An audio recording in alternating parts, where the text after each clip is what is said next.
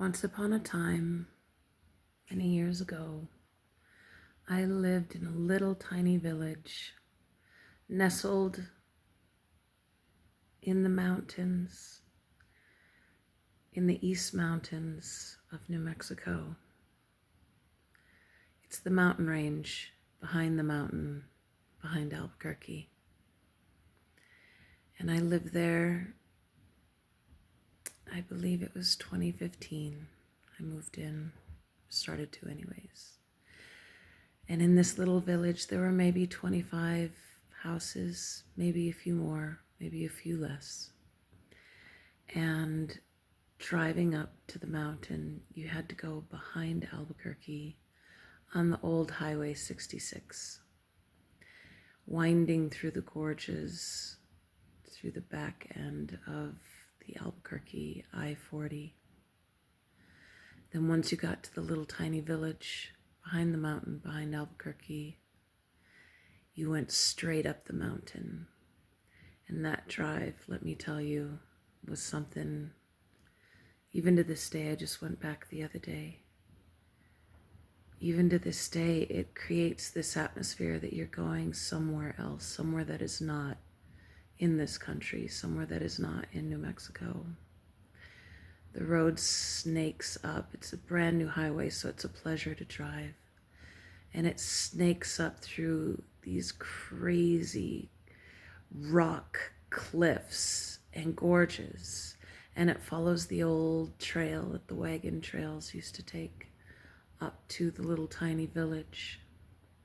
Once you got to the top, there was nothing between, no housing. It was just raw land and forest and cliffs and rocks and waterfalls and arroyos all the way up, maybe a 15-minute drive, all the while winding left and right, snaking your way up the mountain. Nothing to see or hear but turkey buzzards or eagles or ravens echoing through the canyon. Some of the biggest pinon trees I've ever seen. The air just smells like cinnamon up there, and grass, and moisture. Once you get to the very top, there's a little clearing to the right, right before the tippy top of the mountain. And you start seeing little houses, and then you see the old church. The Spanish built it, pretty sure, when the conquistadores came over. They tended to plant churches on native burial sites or sacred sites.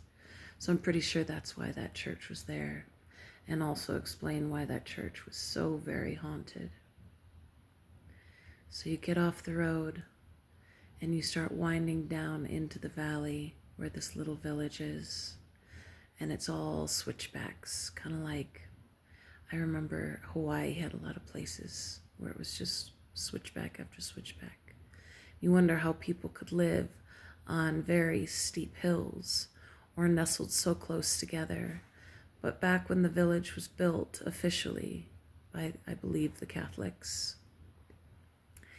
obviously the church was a Catholic church, they had to stay close together in order to survive. So it's a cluster of little houses. And if you pass the church and wrap around, the house I moved into was nestled right behind the church. We even shared practically a wall on one side of the house. And boy, that house, the first time I beheld it, it was like a labyrinth of daydreams all glued together. You know, back then you would start with one room, and I believe it was called the candy store because the original building of this house was the whorehouse, and it was directly behind the church, which makes perfect sense. So every generation would build a new room, and this house is about 200 years old, so each room was like a whole different house, but they were all put together in sort of like a tunnel where you could kind of walk through a labyrinth of rooms, and each room was so different from the one before, with the last people putting a second story on the original building, leaving it open air with a catwalk so that you could always look down into the room below before getting to one of the 2 bedrooms or the bathroom upstairs. It was quite magical. And as you can tell, the first time I saw it, I was besooted. I was in love. This house spoke to me.